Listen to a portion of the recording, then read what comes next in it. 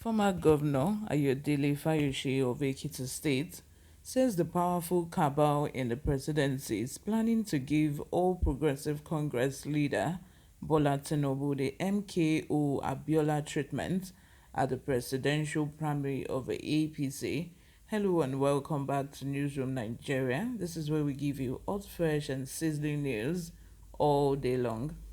If you haven't subscribed to this channel, please make sure you subscribe because we shall be giving you news updates back to back on this channel as pertaining to the APC primary, which is ongoing. So in order to stay on top of the gist, stay subscribed to this channel, give this video a thumbs up. Most importantly, turn on the notification bell so that whenever we upload, you shall be the first person to get notified. Without further ado, let's dive straight into the details of today's news. Fayose said this in an open letter to Tinubu on Monday, which he personally signed. MKO Abiola was the acclaimed winner of the June 12, 1993 presidential election, but was denied victory after the result was controversially annulled. He was eventually detained by the military government of General Sani Abacha the following year for declaring himself president. He died 4 years later. In his open letter, Fayose said it was obvious that Tinubu was swimming against the tide and he needed to proceed with extreme caution. The letter reads in part, "Going by the handwritings that are now clearly on the wall, if I may consider, sir, I see you as one that may be swimming against the political tide of a cabal in your party. They are equally preparing for your actions and reactions and are fully set to contain same as they did to both Awolowo and Abiola." Fayose said, unfortunately, Tinubu's empire, which comprised almost all the six Southwest governors and ministers, as well as Vice President Yemi Osibanjo, had been balkanized, as evidenced by Tinubu's outburst in Abeokuta last week.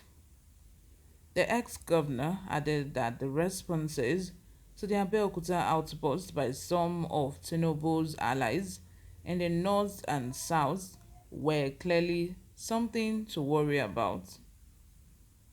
He added, "Unfortunately, your kingdom had been badly balkanized if what happened in Abeokuta is anything to go by."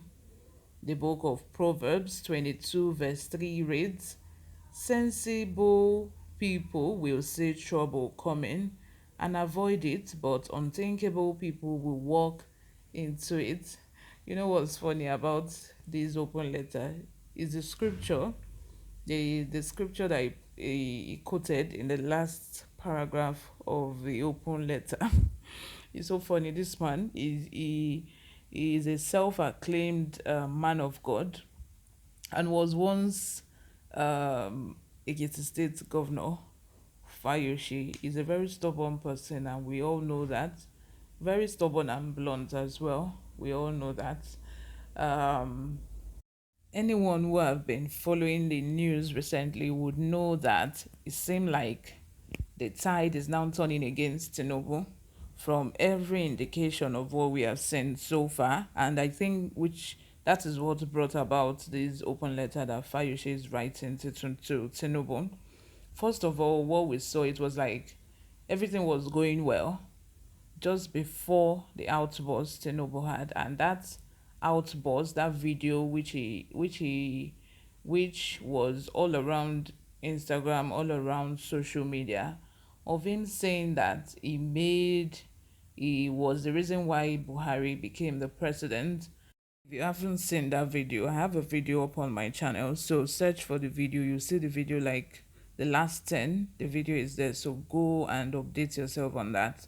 After the outburst that Tinubu had, I knew right then and there that APC wasn't going to allow Tinubu have his way. They were not going to have Tinubu, make mockery of their president in court, like what Adamu said in the press conference that they had set up a day after the outburst, in which it said that the sanctions were going to be melted out to Tinubu, and that it cannot just come out to say that he made Tinubu president, that pardon me, he made Buhari president, and he also said that Buhari did not become president because of just one person, that it was the vote of all Nigerians that made Buhari president. But we all know what people have been saying.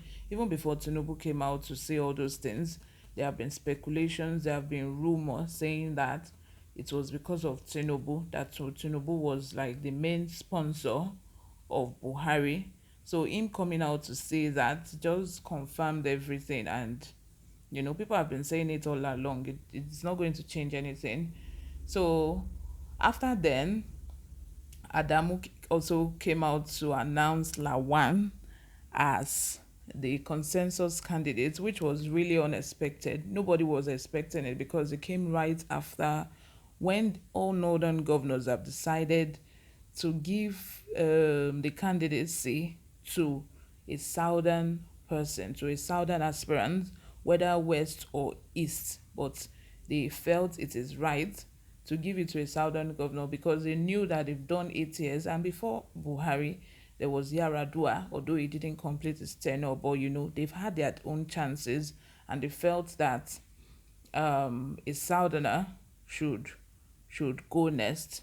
So Adamu coming out to announce Lawan as the consensus candidate was met with a lot of opposition because they weren't expecting it.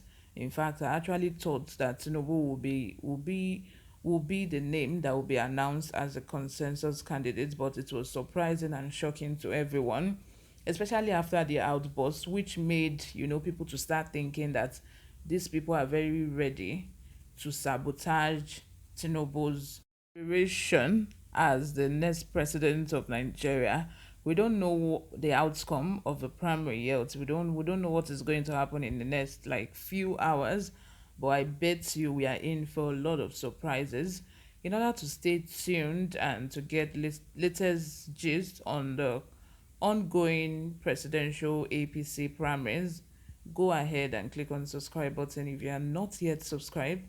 It's the like button. Most importantly, click on the notification bell so that you can get notified anytime we upload a new video. I'll see you in my next video. Bye for now.